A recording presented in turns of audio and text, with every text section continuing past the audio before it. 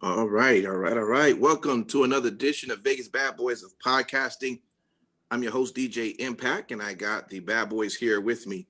Again, I wanted to wish everyone a happy new year. Welcome to year 2021. And we're expecting to have a better year all the way around this year than we had in 2020.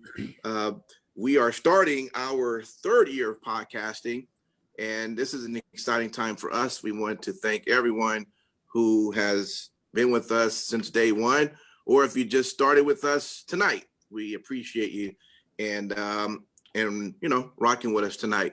This is our 3-count episode where we choose 3 stories that we pick online and we just discuss it and see what's everyone's thoughts on that. So let's get to our first count from awfulannouncing.com. It is titled Pro Wrestling Torch Releases Longtime Columnist Bruce Mitchell After Insensitive Post About the Death of John Brodie Lee. It says that I didn't know that Michael Cole had a website. Michael Cole? Yeah, Awful Announcing. Oh. Don't they have like a meme or some shit where like Triple H was sitting down and it says something to Michael Cole? It's like, hey, apparently, I don't know how to really do my job, but then I'm sitting up here with you. I saw like some kind of a short clip anyways. Yeah, that probably. Yeah. Well, I don't know if Michael Cole would like that, but awfulannouncing.com is the site. Barbecue sauce. Sooner. Who was sooner? Or better yet, go to a short break. Being paid. Picture in picture. How old is this picture in picture thing? I don't understand. Picture in picture. Picture in picture. Picture. DJ, I'm sorry for interrupting you. Please it's all right, man. See, now we done started something. Okay, again. So, Pro Wrestling Torch releases longtime columnist Bruce Mitchell after insensitive post about the death of John Brodie Lee Huber. Okay, and it goes that after posting a column trying to connect COVID-19 to the death of John Brodie Lee Huber, when it was revealed that COVID was not the cause of death, the Pro Wrestling Torch revealed that they released a longtime pro wrestling writer, Bruce Mitchell, after 30 years with the company. It said in a statement that the Torch founder, Wade Keller, revealed that Mitchell's column, quote, did not go through the normal vetting and editing process, end quote. And after discussing the matter, the column was deleted. And then Keller later announced that Mitchell was fired and apologized to Huber's family. There's a lot of few other things I'll kind of mention within the article. It does say that the Mitchell column tried to suggest a potential cover-up and insinuated that COVID-19 had a role to play, citing AEW recent past attempting to hide injuries. Example of Matt Hardy's falling from a scissors lift. And it also says now the writer doesn't want to defend anything Mitchell wrote, but is saying giving Pro Wrestling Pass, it's not the worst idea in general to ask questions to get the truth when something tragic happens within the industry. When a beloved public figure suddenly dies at such a young age in the industry, questions are going to be asked about what happened. And of course, Mitchell's posted his piece less than 24 hours after Huber's death, when the only thing anyone publicly knew was that it was a, quote, non-COVID related long issue, end quote, like Amanda said. So pretty much to conclude, the writer wrote the pro wrestling and the pro wrestling media haven't had the best relationship over years. An industry that's shrouded in secrecy, many of the pro wrestling don't have a positive view of pro wrestling media because it's likely they're trying to reveal secrets that people are trying to remain hidden.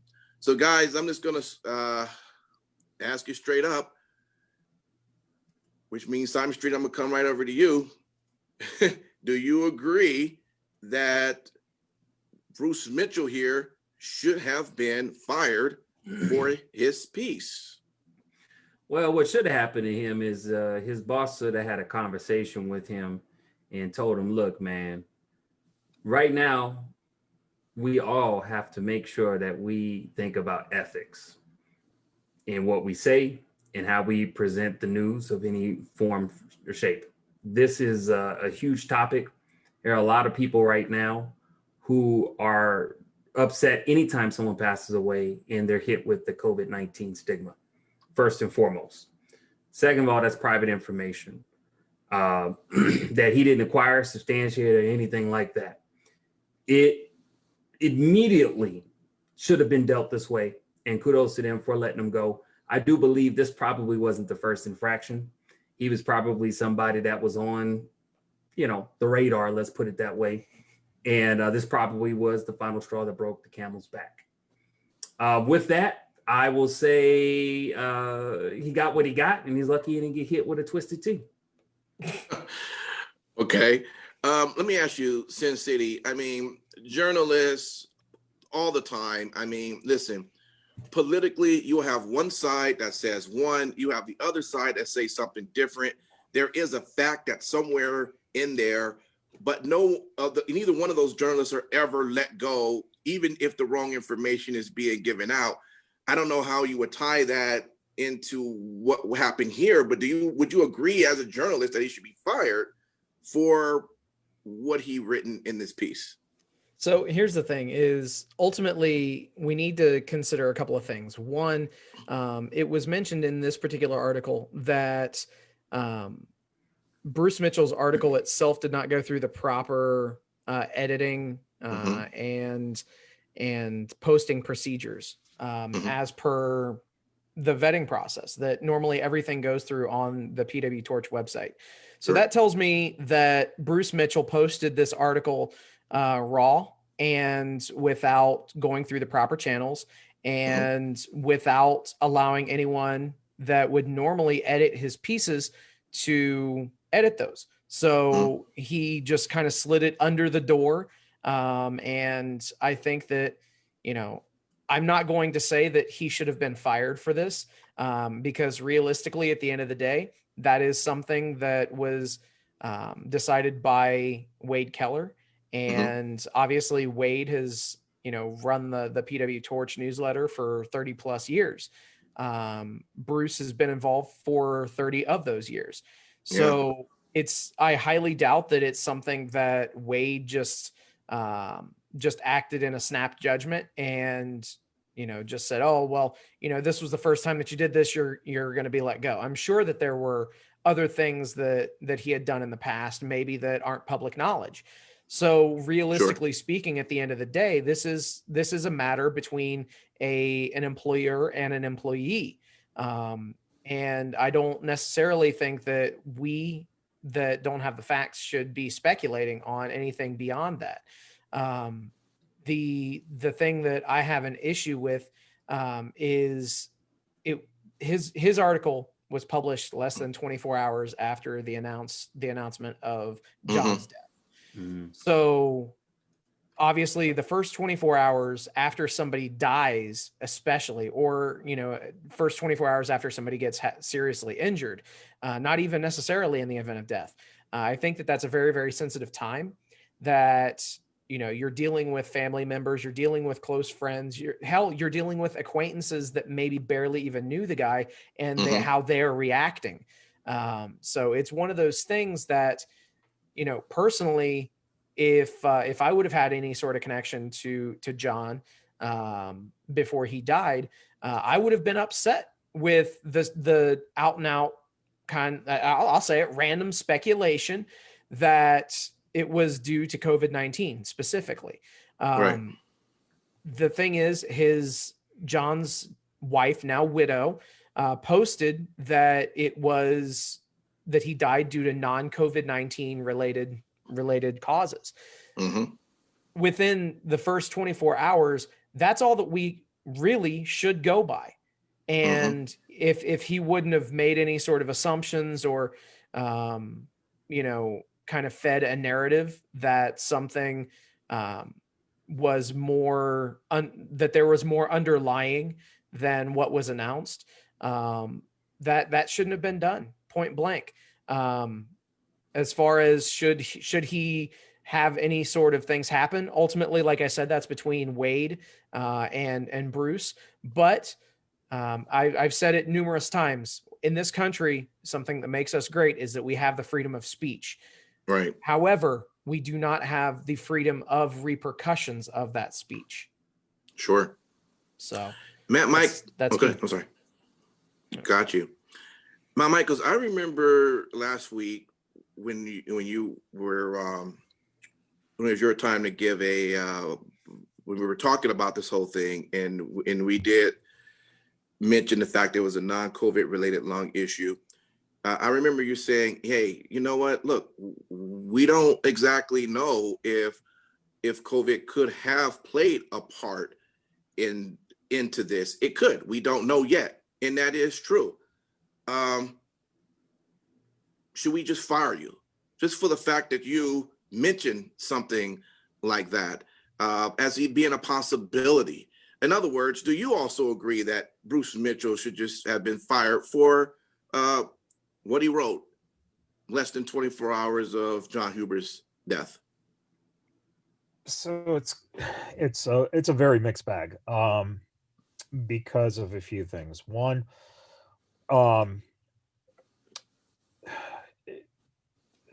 we're in a point right now with this pandemic that it's polarized two sides, right? Mm-hmm. So what's going to happen is you're going to have your non-believers and your believers. Okay. So when someone then comes out and quickly says specifically that it was lung problems, and it was, lung problems not due to COVID. Mm-hmm. What his instinct then was, I'm assuming, is to look at why that was such a quick statement. Meaning, why would you say that it was non-COVID related specifically? Okay. Mm-hmm. And I'm just going through the process of what you would potentially do as a journalist. Now, I think that the article that you had kind of,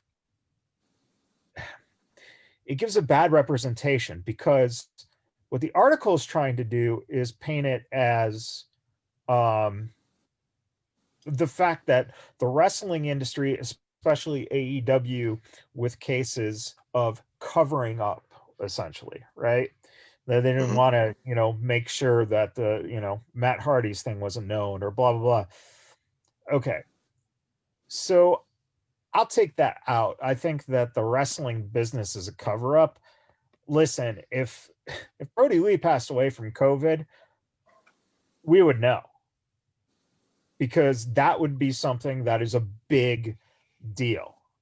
Okay. So what you're doing then is basically Bruce Mitchell then decided to start looking at this in that light. Was AEW trying to cover this up? Why was it done so fast? Blah, blah, blah. My biggest problem with this is I have a hard time even saying if it was justified or not, from the fact that I don't know what the article said. It was pulled like very quickly. So I haven't seen any screen grabs or anything like that. I honestly don't know what he actually said. So the thing with that being is that, anytime that you have someone pass away, you want to take then the benefit of the doubt of what the family is saying. All right. Right. Because really, in the end, it wasn't the company that came out and said it was non-COVID related. That myself right there stops me as a journalist, right? Because if the wife said it, then whose fucking business is it for me to then try to pry into the wife's line of thinking or her life? If the company came out and said it, then I have to ask, why is the company specifically saying that it was not related, when they could have said he died because of this lung issue that he had from whatever it was. Yeah. So he made a fucking bad move. The second part of it that I find very interesting is this: the claim that it was just not vetted at all. I got a feeling that they probably together don't have an actual really huge vetting process, because these are two guys who've known each other for 30 years. Right. We're not going to, he's not going to be going, hey, Bruce, are you sure you did this, this, and that? No, True. He probably, he might have seen it. It might have got posted. And then all of a sudden, when you start to see backlash, he has to make a decision. And that is for the betterment of the company and the look that you're giving off, because he went after the guy's widow. You have to let him go. Wade Keller had to save his ass, because he would have lost sponsorships and money coming in to support what he's built up for 30 years. And you can't let one person do that to you. That's as simple as that. So gotcha. As I can go, the journalist, but man, you don't fucking go into a personal life.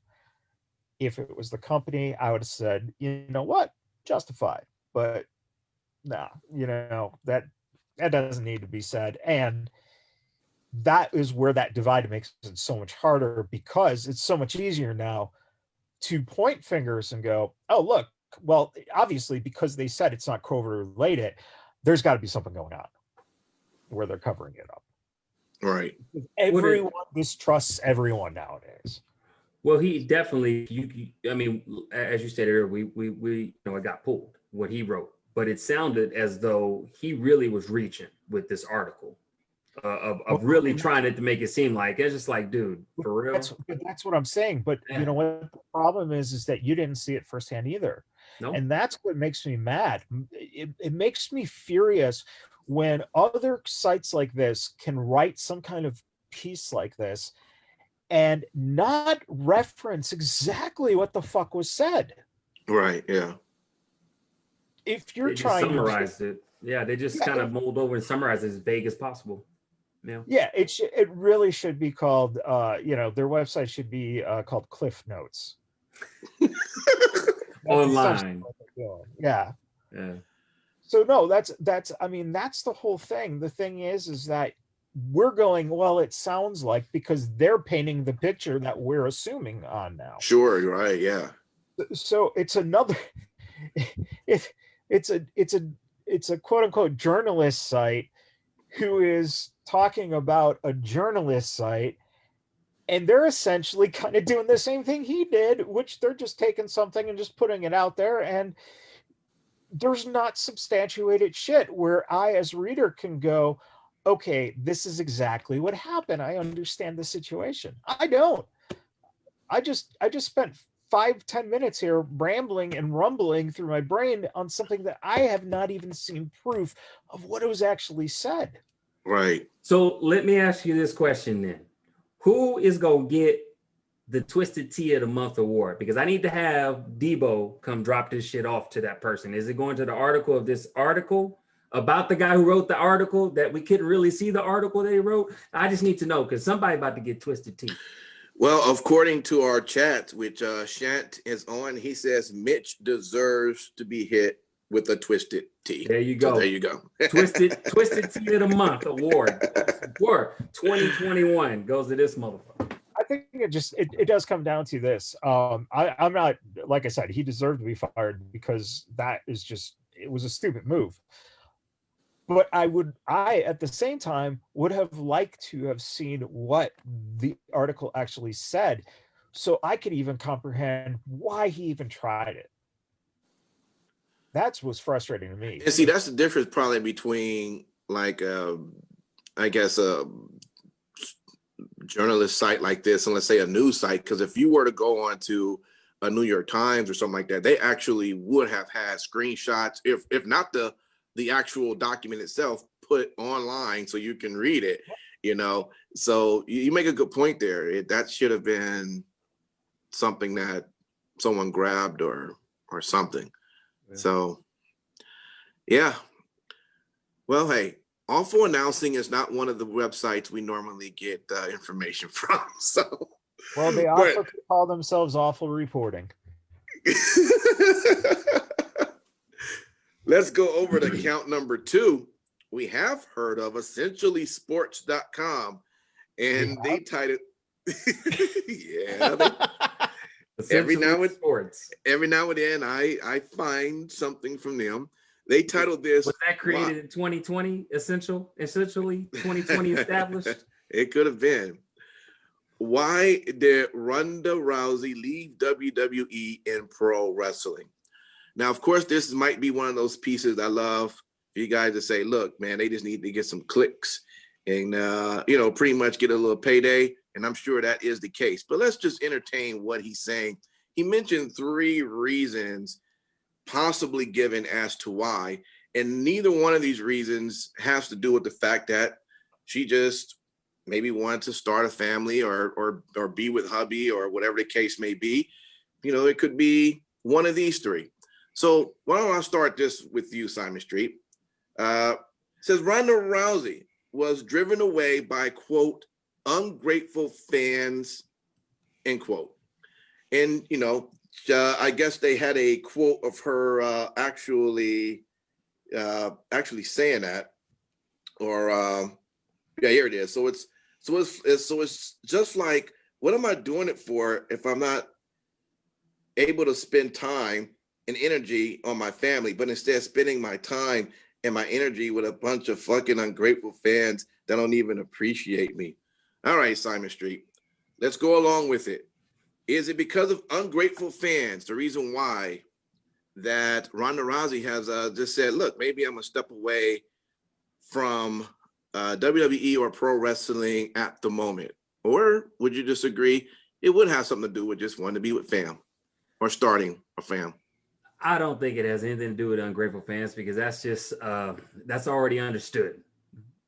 Wrestling fans can be very ungrateful, and we love to show it every once in a while. Actually, more than once in a while. So let's put that out there. Okay. I will tell you, she don't have to. It's fucking Ronda Rousey. So you see what I'm saying? And I'll be completely honest with you. If anything, I've noticed, especially with kind of relatable with WWE having their live gaming streaming sessions, the fact that they got Ronda Rousey on one of those episodes, and she still has her contract and affiliate status with Facebook Gaming, just shows, hey, look, we're going to work whatever we got to work with you, baby girl. We love you. We don't want you to go nowhere. So boo-boo, you come back to work whenever you're ready to come back to work. And so Ronda knows that. And Ronda's like, look, I'm going to spend time with hubby, take care of my goats, and, tell everybody, how to be self-sufficient with solar panels and water heater. Because I watch her show. I watch her show. No, wait. If you just listen to me, what is your fascination with goats? She actually does have goats. I'm being real with you. And hold on. Fun fact that you don't know about my personal life. My first job. Oh, I don't want to know. I don't want to know, dude. Hold on. Let me finish. Hello. I was an actual goat herder. No joke. And none of that weird sick shit. Don't make it weird, Michaels. Don't make it freaking weird. First time I heard that. I was like 15 years old, and I was brought with my dad. I'm serious, in Arkansas, and I was like a fucking goat herder, dude. They need an excuse to give a 15-year-old a fucking job, paying some shit, herding some fucking goats to get tagged and shit like that. The shit was cool as fuck. Besides the point, I digress. I feel like as if that was the plot for a 90s B-rated comedy. Weekend at Goaties. Like, pull around a goat who is dead and make him look like he was alive. that sounds like some Tom Green shit. No. But I'm just saying, like, it just shows. I'll wrap it up saying this: Ronda Rousey does not need to come back anytime unless she's ready. She's always going to be welcome to WWE. There's always a spot. They're going to make a fucking spot for her. I hope she doesn't come now. No offense, Ronda. because right now I like what they're doing with the women's division, but we know they're gonna part the Red Sea, and the motherfuckers we wish would be on the other sides ain't gonna be on the other sides. So that's it. All right. Well, let me ask you, Sin City. I mean, the question is, why did Ronda Rousey leave WWE or professional wrestling? The other option he gave is that Rousey did not appreciate the constant traveling and hectic schedule. And I guess she did an interview and she did name traveling as the worst part of being a professional wrestler. Would you think that could be one of the reasons why she's just kind of stepped away from it? Or you would say, hey, she just want to be with fam? Where would you go? I mean, ultimately, I think that, what you run into is a lot of people grow up watching this business and watching product. And a lot of people are, that watch it at a young age have the idea of, hey, I want to do this someday. Mm-hmm. I haven't taken a single bump in a ring.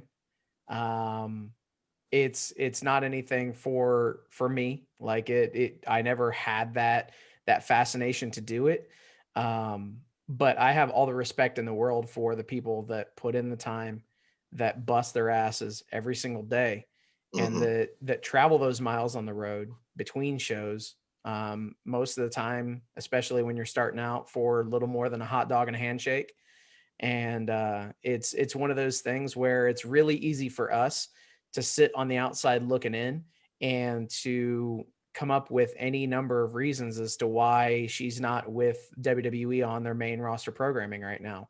Personally, I take it at face value. If she says specifically that she's leaving to start a family, cool. I'm going to take her at face value of her saying that.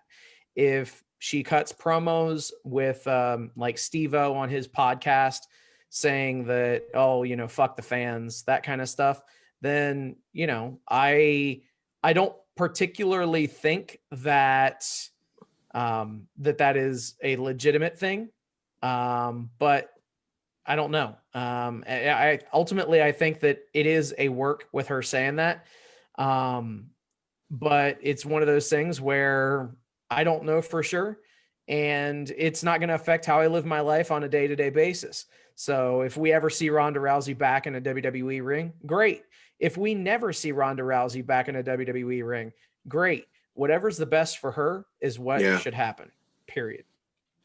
Matt Michaels, we haven't seen Ronda Rousey, and it's saying, hey, why did she leave WWE or professional wrestling? One of the last things he mentioned is that, she still suffers the pain from a back injury. And it is quote that I was saying, my bottom vertebrae is my back is actually broken in half.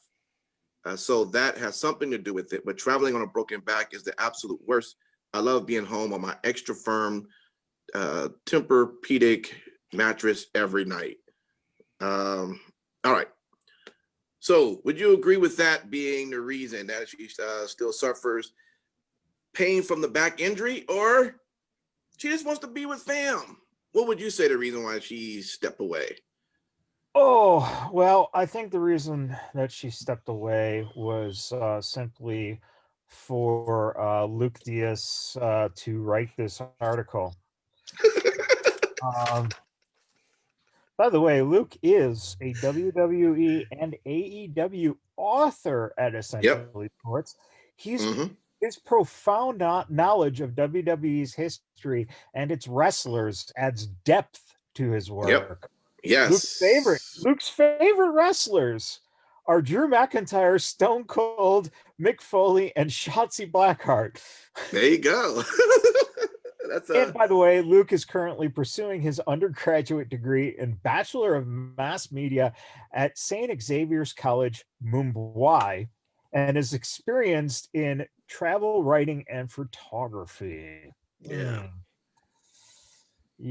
Where you strip down these authors, boy. I mean, like, you strip them just butt fucking ass naked. Well, that's what it says.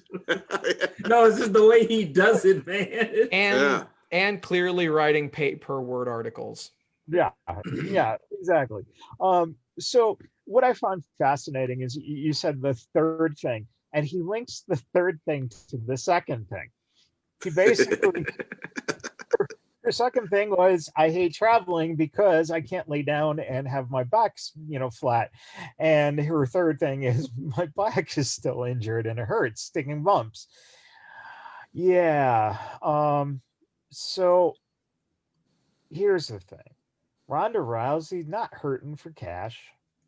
One of the biggest names in all of MMA and professional wrestling. So you do have to remember that guys like The Big Show started this trend. Cena has it himself.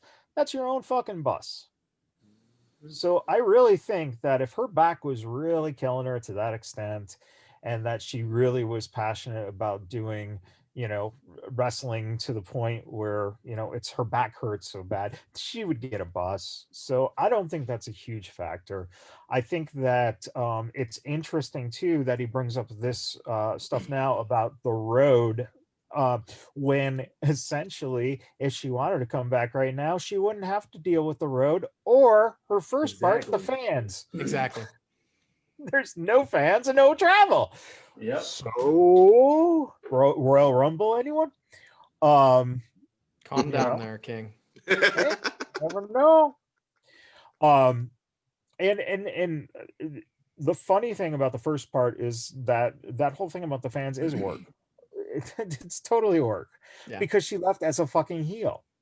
Also, I've worked with Steve-O, and Steve-O is really good at just going along with whatever someone's saying. So, and his thing is, listen, he has his own show. He wants to get ratings. So, and I like Steve. He's a really fucking awesome dude. So when you have these kind of conversations with, especially people like Ronda, who likes to fucking, you want to talk about titty twisters. She likes to take the fans' nipples and just fucking wring them. Because if you go back and you look at some of her stuff online, how many times in the last year and a half have people gone ape shit where they think she's coming back or she's not coming back, or she put this very subliminal thing in this video that only this one person out there knows because it was directly, for her now, so yeah, I mean, fuck this dude. Fuck him. Fuck him. Oh man. Hey man, he gets his degree and stuff. I'm all for education, so great. Yes. But there is absolutely no substance at all. There's no speculation other than two to three fucking quotes, and that's it. That's his whole take. So yeah. No. Okay. All right. I got to be honest with you. I don't know about any of y'all, man, but if my job ever tell me, you know what, Rome, you don't even really need to come to work. You just come in just once. You pick a day, once a month. Come in. In fact, don't even work 8, bro. Just work an hour. That's it. I guarantee you, man, I'm gonna be with that company till I'm dead, if the money's right. Because that's my fucking schedule. Shit, I come in as the happiest motherfucker for them 1 hours for work a month. So basically what you're saying is you're about to become a writer at essentialesports.com? Possibly. Just work 1 hour a month, because apparently that's what they do with their writers. Oh boy.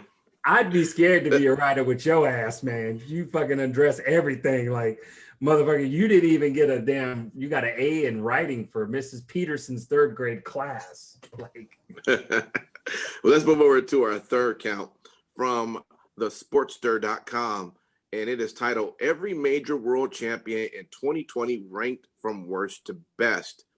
It says, so who was at the top of the sport of such an odd year? The world champions of the major, mainly New Japan, AEW, and WWE, make for a good way to look at just who considered important enough to be at the helm of the industry. Some were fantastic, and some really missed the mark.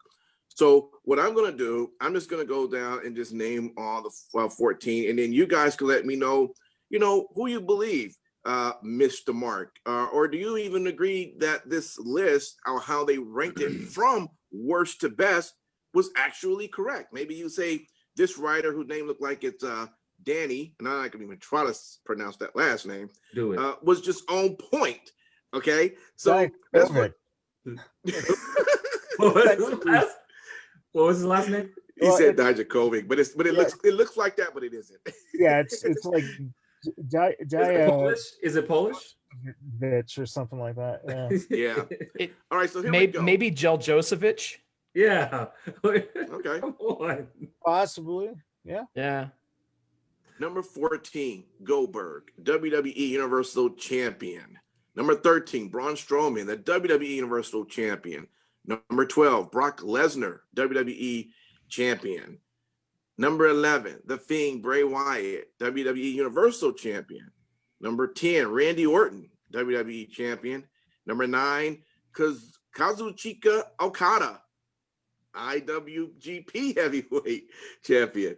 Number 8, Nick Nice Aldis. try, D. Well, I know. I thought I got away with it too. He was quiet. Man, Nick Aldis, NWA World Heavyweight Champion.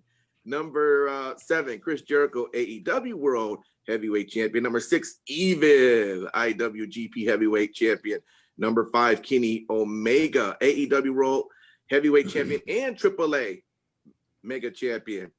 Number 4, Roman Reigns, WWE Universal Champion.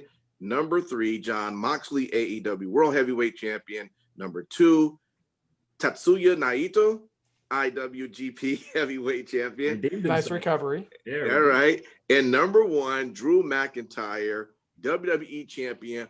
Boom to Matt Michaels. I'm ready to just about agree with this fully, but let me hear what you guys got to say. Start with Matt Michaels. No, start with Matt Michaels. You know what? I mean, we can start with Matt Michaels. It doesn't matter to me which start, but would you agree with this list? What changes would you make, if any? This is from worst to best for world champions with 3 companies in 2020. Boom. Who want to go? Who wants to start? All right, fuck it, I'll go. All right, so I do not agree with this list in full. I'm gonna put that out there. Okay. Personally, I know that we had discussed who we had as our wrestlers of the year on our last episode. Right. And I had named John Moxley specifically. I think that he had the most complete body of work out of all of the champions. He had the title for 277 days and helped to, continue as the establishment of the AEW brand, bringing it out into the forefront of a lot of things. Personally, I would put him at 1. Naito, I would leave it 2. I would put Drew at 3 only because Roman Reigns only came back at SummerSlam. If he would have been around for 3 more months, he would have been number 1 without question. Yeah, you don't even care that he had cancer, do you? Fuck off. Fuck off, Mitchell. Mitchell, damn. Yeah, I went there. Now he's stripping your ass down. He called you a little boy name. Mitchell. Man, Street, you're totally missing. He is, right. Yeah. Right. But we won't fire him, man. You're good, man. You're good. You can't fire what you ain't hired. Still waiting Matt, on those checks to show up. I haven't even turned in my my 1099 form in yet. But yeah, so honestly, Roman Reigns would be number 1 if he would have been around for longer than coming back at SummerSlam.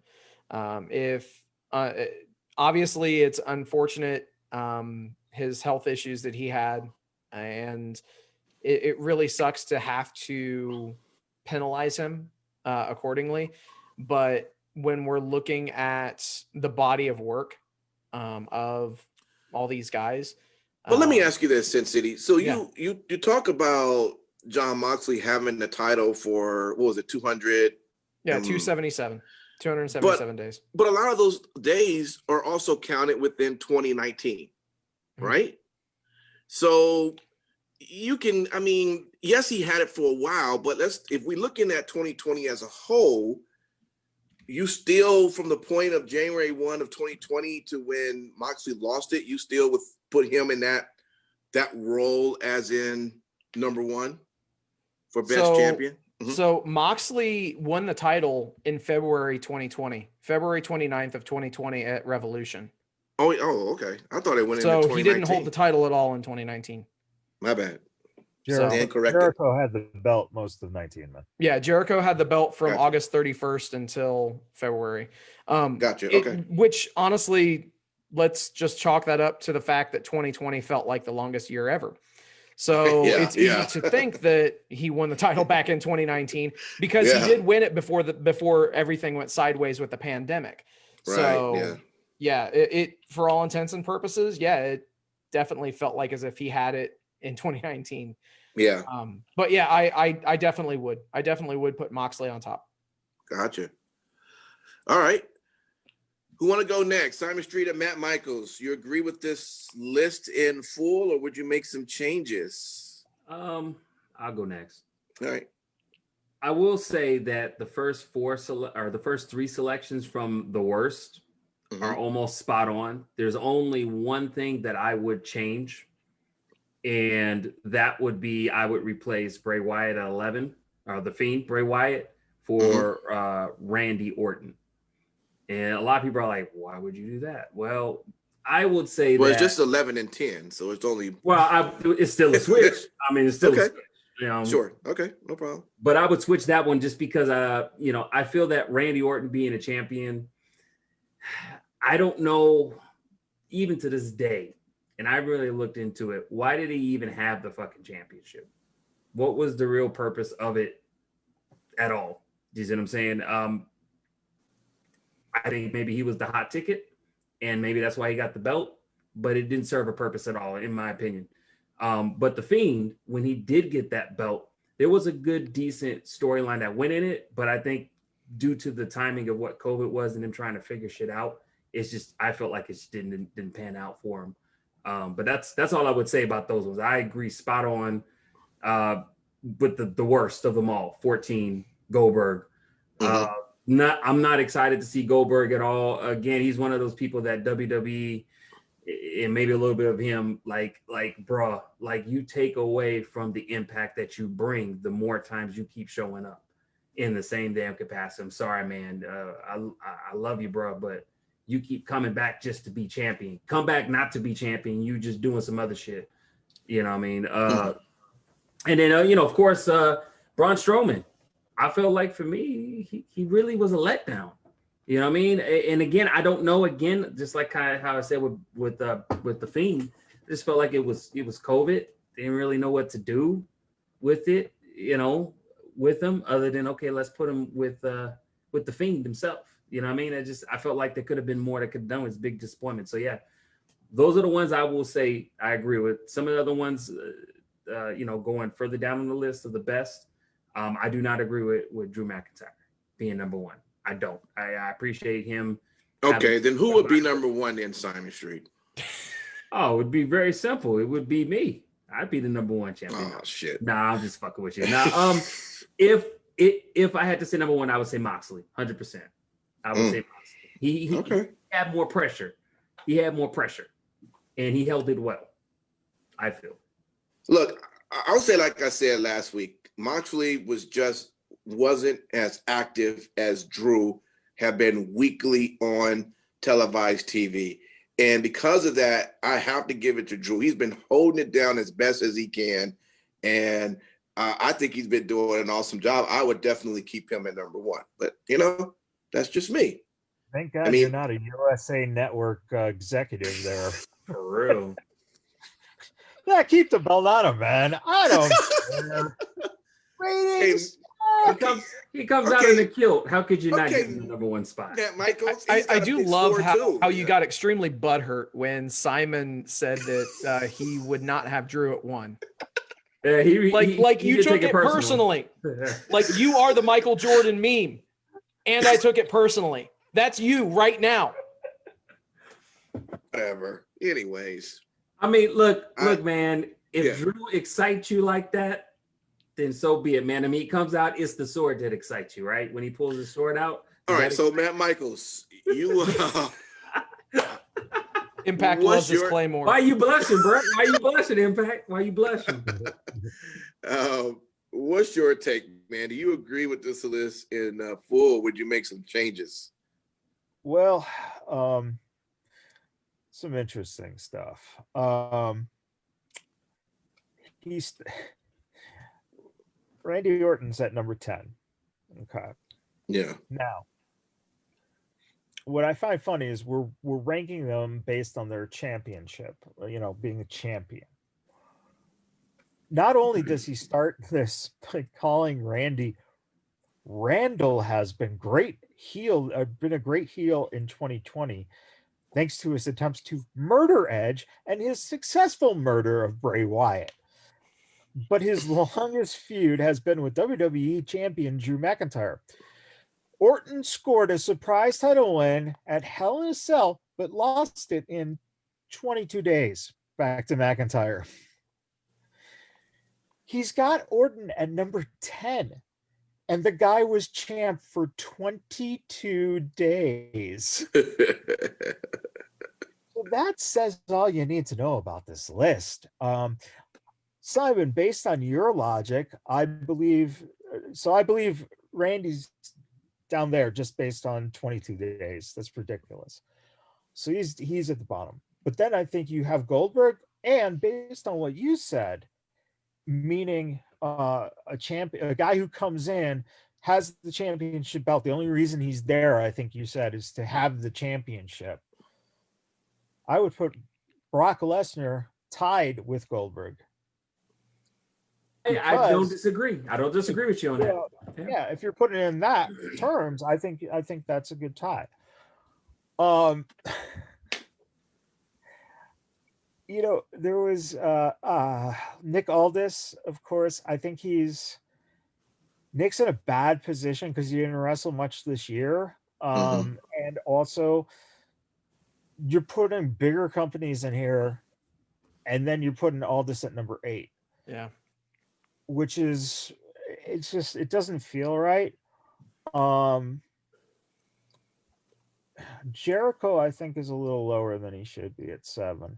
Really? I'd bring Jericho up probably to 5 or 6. I was going to say that Jericho should be lower on this list. Yeah. Just because if we're looking explicitly at the championship reign. But he had it for 2019 then. That goes back to my logic. So Jericho had the title until Moxley won the title from him in February. Right.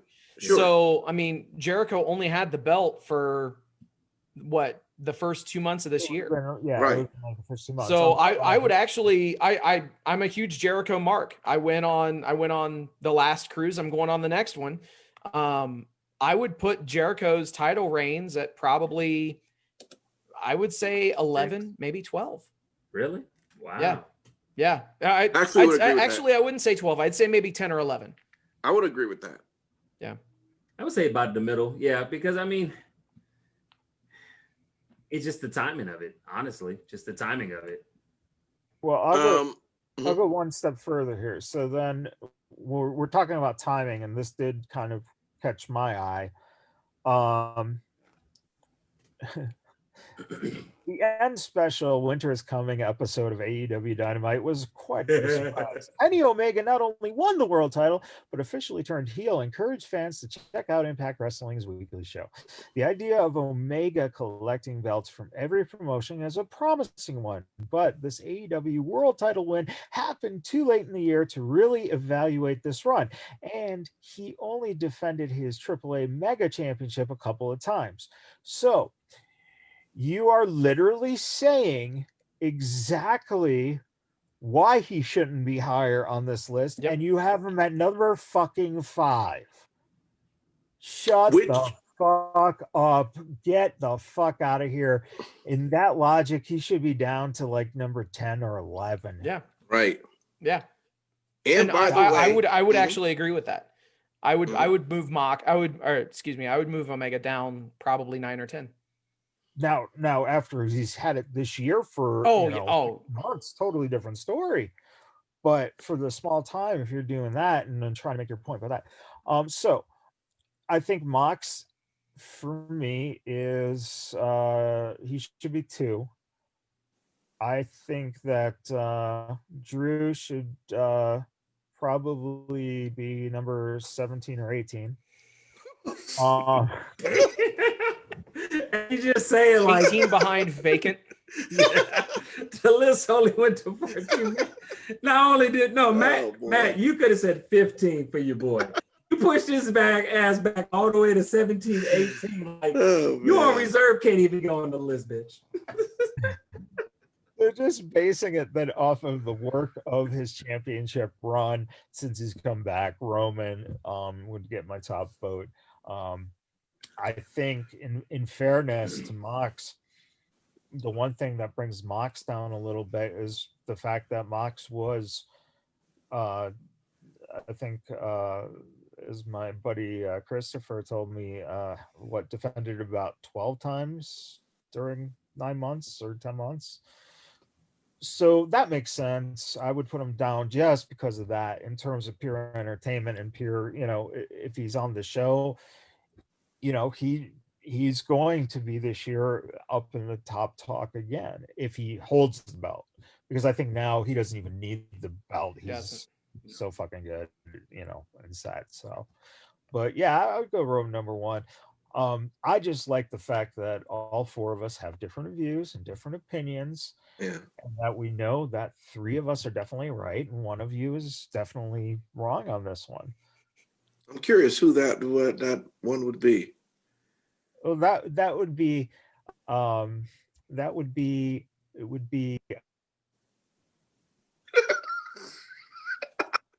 He puts the mute on. I never would have thought. And that's what in the asshole type of way, he would mute himself. Well, in our chat, Shant put one at. Well, let me start at 5. He put 5 at Kenny Omega. Number 4, he put Naito. Number 3, Drew McIntyre. Number 2, Roman Reigns, and number 1, Moxley.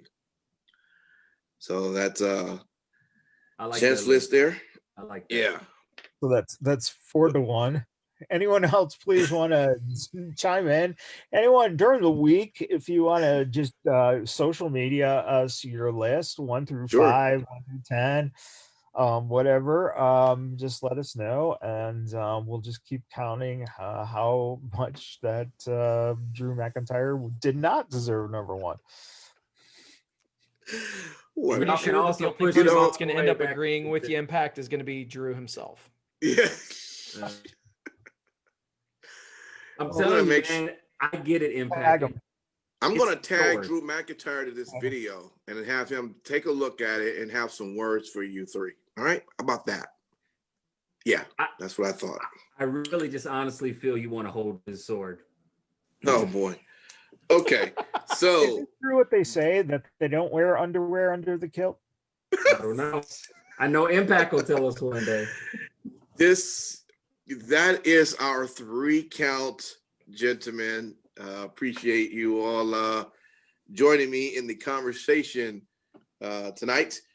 All right, final thoughts. So we could go get ready to watch 4 or 5 hours. Oh yeah, more wrestling. Why would Impact say that? It's almost like he's about to fall asleep just saying it. Like, I got to try and stay up as well. We all know Impact's going to fall asleep in his rocking chair. And I work too, but I got to figure out, man. This is gonna be exciting. Impact is going to pass out before the prelim matches. Simon Street with the white slippers. Oh boy, Simon Street, please give us your final thoughts for now. All right, y'all. Like I always say, if you didn't do it in 2020, it's not too late in 2021. All right? Humanity over your personal gains. You see what I'm saying? Treat each other good. Try to be the best person you can be, no matter where you are. Thank you for supporting the show, and look forward to hanging out with y'all next week. All right. Sin City Steve. Thank you to everybody for hanging out with us in the chat. Thank you for listening to the show, watching the show, following us on social media. You guys are the reason why we do this. Special shout out to all of the brave men and women serving this country, both internationally and here at home. And special shout out to our boy, the Storm and Mormon, for making it home. We love you, brother. Welcome back. And last but not least, make sure you go to repsports.com, reppsports.com, for all of your energy drink, health and wellness, and weight loss, pre-workout, all that kind of fun shit. They've got it all. So Rep Sports, reppsports.com. Use promo code Vegas at checkout. Save yourself 15%. There you go. Matt Michaels. If you have Amazon Prime, go check out Relentless. It's the new film DDP did on the journey from the end of his wrestling career through the success of DDPY. It is 67 minutes. It's a brilliantly done product. Show you how much a guy like DDP means to people. You do a film like this, which is this very, small budgeted, it's nothing big. It's being released on Amazon Prime, right? And they were still able to get footage from the WWE, which is amazing because Vince is very, very cautious and very tight when it comes to that stuff. Yeah. So you get, if you don't know DDP as a wrestler and you only know the product of a yoga instructor, right? It gives you a little taste of who he was as a wrestler, and vice versa. If you knew him as a wrestler and didn't know what the hell this DDPY thing is, it gives you that aspect of the story as well. So anyone who, has never heard of him or has heard a little bit about him can, really see more to the story and why. It fascinates me, man. He had a really, really cool, beautiful condo in the Marina del Rey area. And in the film, you actually see the point of his life where he had to literally sell his condo because to make ends work and to make the money meet, this is something he had to get rid of, and kind of, basically that less effort to try to keep DDPY going. And it's fabulous, but also fascinating to see when it really took off was when they were on Shark Tank. And, you think about that and you just have to really, really comprehend the fact that, holy shit, reality TV really fucking works in this country. It's crazy, man. Yeah. For a guy like that to be a famous wrestler and to go into a product, and for that not to just have taken off from who he was, that it took him going onto Shark Tank to get the fucking thing going through the roof. And sure, the guys who did it, that small team, they were around even, when DDPY was still yoga for regular guys. And that is another wonderful thing to see, is that these core people who took this thing from a mom and a pop thing to a national thing, they never expected to be millionaires, but that's what happened. And it's the word relentless is very, very true here, because it can take you years and years and years to make something to where your dream of it becomes a reality. And shit, man, you can't use that motivation. I'm telling you, after you watch that, you just feel like, fuck, man, I can do this. Yeah. I can do something like this, man. and that's and try DDPY afterwards too. If you Right. haven't. It's fucking fabulous, man. Relentless. Amazon Prime. If you got access to that, go check it out. Let us know what you think. We would love to hear it. And that would be it. Great show tonight, everyone. Cobra Kai season 3. Watch it, people. What? Cobra Kai season 3. It just launched on Friday. It's fucking phenomenal. You all got to watch the Cobra Kai. I have to. Okay. There's probably gonna be somebody that says that can't really hear well. So did he just tell us to watch Dakota Kai? Isn't she injured? I'll watch Dakota Kai anytime I can. I don't mind watching Dakota Kai at all. Very beautiful lady. Right. All right, fellas. Until then, everyone, thank you for listening. We'll see you next week. Take care. Peace.